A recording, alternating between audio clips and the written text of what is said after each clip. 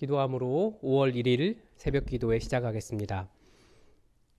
항상 우리에게 좋은 것을 주시며 우리를 하나님의 선하심 가운데 인도하시고 하나님의 뜻을 따라 하나님의 거룩한 백성 되도록 우리를 인도하시며 사랑하신 하나님 아버지, 오늘도 주님의 은혜를 간절히 구합니다.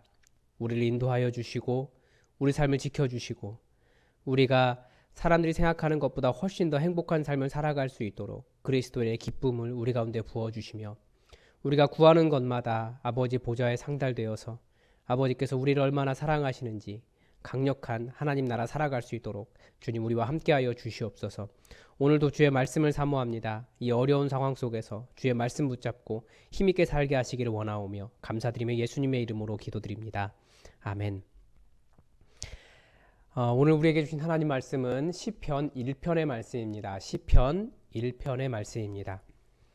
제가 시편 1편을 받들어 읽겠습니다. 복 있는 사람은 악인들의 꾀를 따르지 아니하며 죄인들의 길에 서지 아니하며 오만한 자들의 자리에 앉지 아니하고 오직 여호와의 율법을 즐거워하여 그의 율법을 주야로 묵상하는도다. 그는 시냇가에 심은 나무가 철을 따라 열매를 맺으며 그 잎사귀가 마르지 아니함 같으니 그가 하는 모든 일이 다 형통하리로다. 악인들은 그렇지 아니하며 오직 바람에 나는 겨와 같도다. 그러므로 악인들은 심판을 견디지 못하며 죄인들이 의인들의 모임에 들지 못하리로다. 무릇 의인들의 길은 여호와께서 인정하시나 악인들의 길은 망하리로다. 아멘. 저희가 성서 유니온에서 나온 매일 성경 큐티집을 가지고 말씀을 매일 새벽마다 묵상을 합니다. 어제까지 에스겔이 끝났고 오늘부터 시편이 시작합니다. 벌써 5월 1일이에요. 올해는 시간이 너무나 이상하게 빨리, 평소에도 시간이 빨랐는데 아무튼 더 이상하게 빨리 흐르는 그런 일이 된 것 같습니다. 벌써 5월이고 5월 중순쯤 교회 문을 열고 또 여러 가지 바쁘게 지내다 보면 벌써 2020년이 끝날 것 같은 그런 느낌이 벌써 들고 있습니다. 항상 우리 삶이 동일하게 굴러가는 것 같지만 항상 하나님의 은혜 가운데 있다는 것을 우리가 잊지 않았으면 좋겠습니다. 오늘 시편 1편 우리가 잘 알고 있는 복에 관한 말씀입니다. 복 있는 사람이라고 시작합니다. 그래서 우리는 이 시편 1편을 약간은 복받는 비결 이렇게 읽고 있습니다. 마태복음 5장에 보면 산상수훈 8복도 나오죠. 거기도 마찬가지입니다. 다들 복받는 비결이라고 생각하는데 사실은 이 해석은 복받는 비결이 아니라 이러이러한 사람은 행복하다 이렇게 읽어야 맞습니다. 그래서 1절을 다시 번역하면 악인들의 꾀를 따르지 않으며 죄인들의 길에 서지 않으며 오만한 자들의 자리에 앉지 않는 사람은 복받은 사람입니다.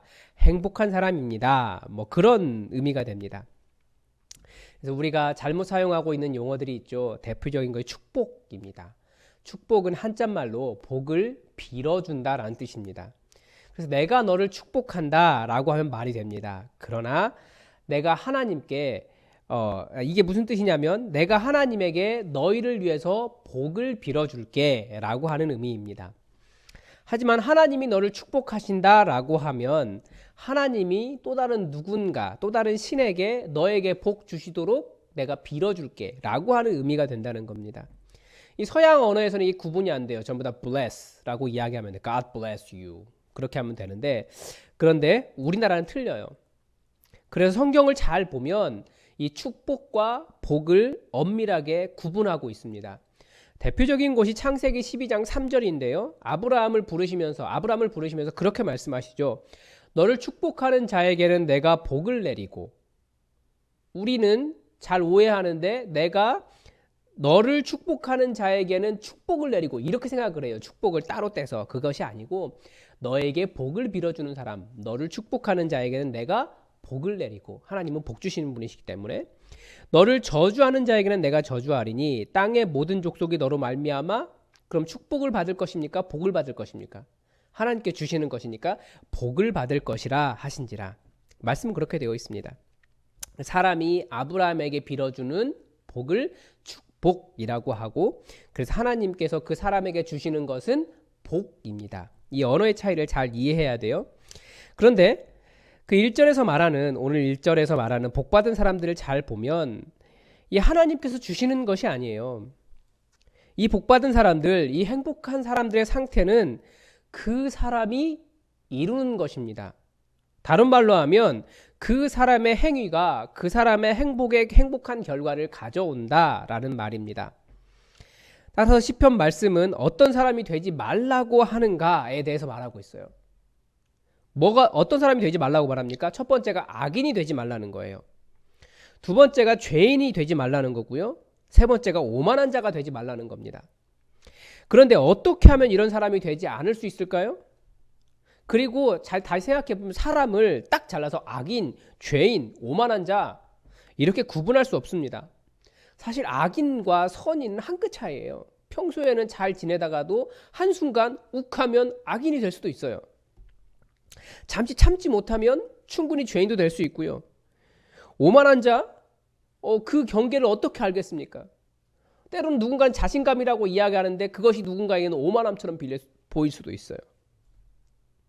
그래서 우리 눈에 아무리 선하게 보인다고 할지라도 이 사람 속에는, 인간 속에는 이 악인, 죄인, 오만한 자 모든 것이 다 들어 있습니다. 그래서 그 사람을 누가 어떻게 바라보느냐에 따라서 굉장히 악인처럼 보일 수도 있고요. 선인처럼 보일 수도 있고요. 죄인처럼 보일 수도 있고요. 아닌 사람처럼 보일 수 있고요. 오만하게도 보일 수 있고요. 겸손하게도 보일 수 있다는 거예요. 제가 그걸 어디서 느끼냐면 정치인에게서 많이 느낍니다. 정치인은 이 지지자와 반대하는 사람들 사이에 아주 평가가 극명하게 나눠집니다.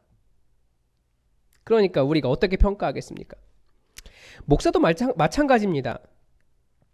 목사도 분명히 교회 안에는 우리 교회는 감사하게도 그런 분이 안 계신데 모든 목사님들이 한 33% 정도는 교회 안에 안티가 있다 이렇게 생각하고 목회를 합니다.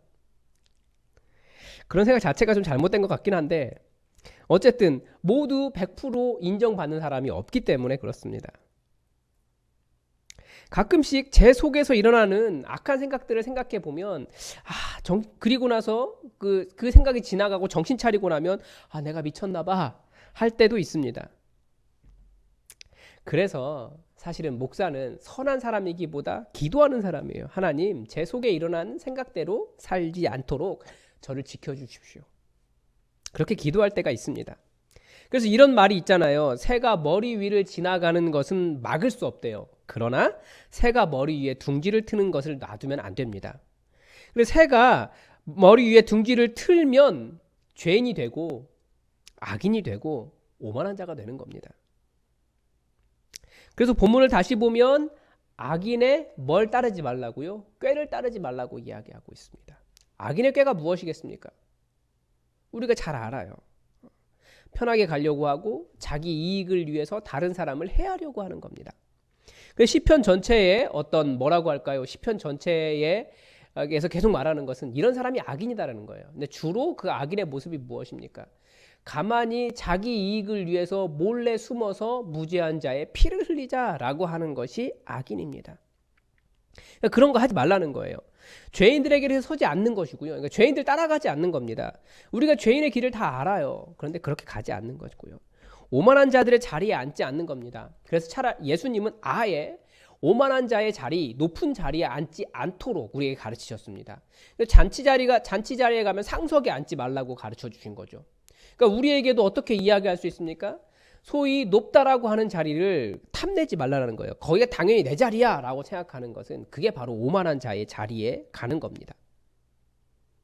그러니까 어떤 사람이 되지 말아라 라고 하는 것이 아니라, 왜냐하면 인간은 다 그런 모습이 있으니까 그런 길로 가지 말아라예요. 그런 길을 따라가지 말아라. 그런데 이런 길을 잘 구분하지 못하는 이유가 무엇이겠습니까?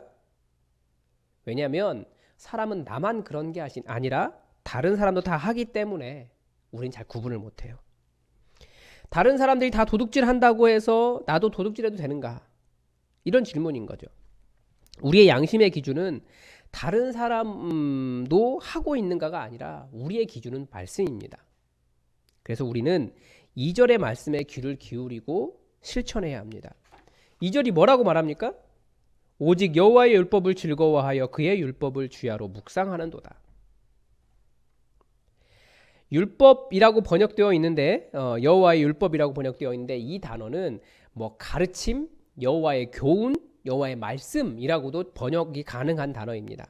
그러니까 하나님의 말씀을 하나님 여호와의 말씀을 즐거워하여 그의 말씀을 주야로 묵상하는도다. 이렇게 읽는 게 더 좋을 것 같습니다. 우리에게 더 다가오죠. 그러니까 하나님의 말씀으로 즐거움을 삼고 그분의 말씀을 묵상하라는 겁니다. 근데 묵상이라고 하는 단어가 아마 주석되시는 분들 있으실 텐데 작은 소리로 읊조리다예요. 그래서 유대인들은 이스라엘 사람들은 어떻게 말씀을 묵상했습니까? 이렇게 이러고 중얼중얼 하고 다녔어요.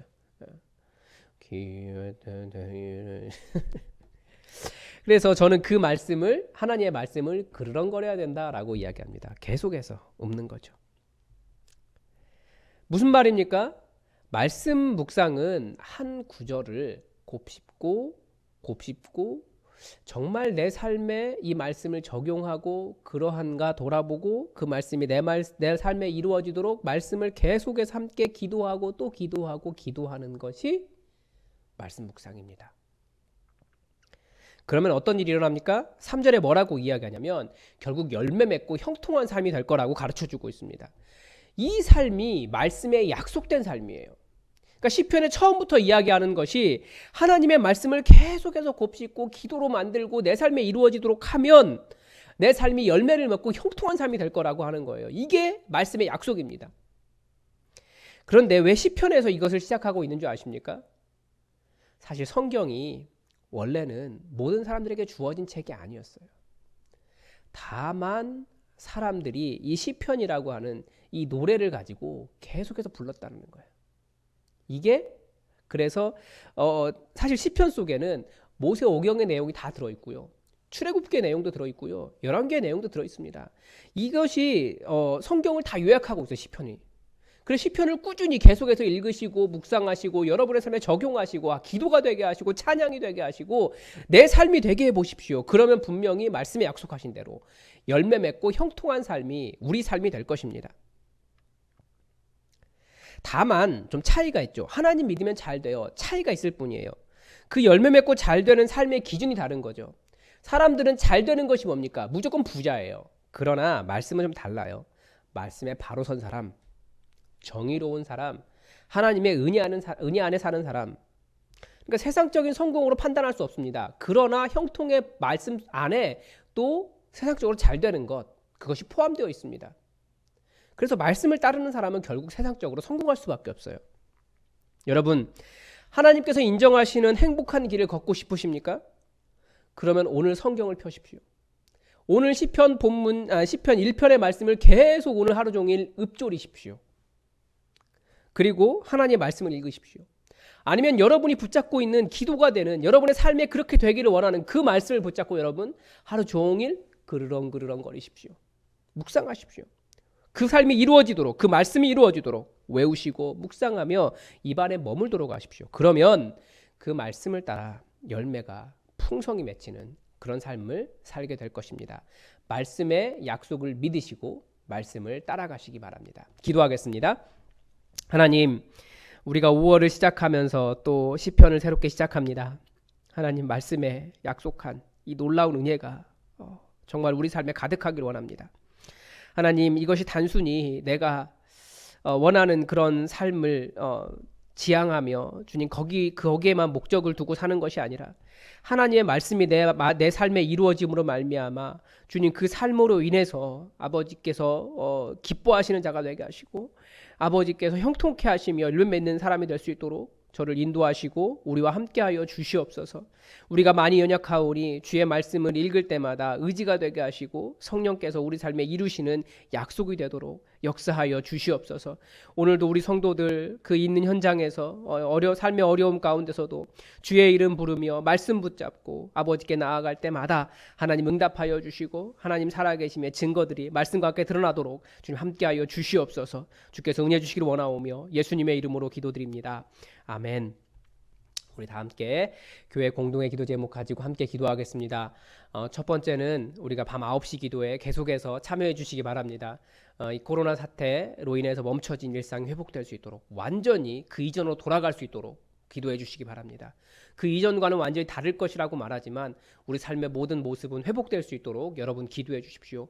이 코로나 사태로 인해서 어려움을 겪는 많은 사람들을 위해서 여러분 또 기도해 주시기 바랍니다. 또 우리 교회 많은 교인들 여러 삶의 현장에 있는데 그 삶에서 주의 이름 부를 때마다 구원 얻을 수 있도록 기도해 주시고, 이제 주일 예배를 준비해야 되는 최철규 목사를 위해서도 기도해 주십시오. 우리 가운데 연약한 자들을 위해서도 여러분 기도해 주십시오. 다 함께 기도하겠습니다.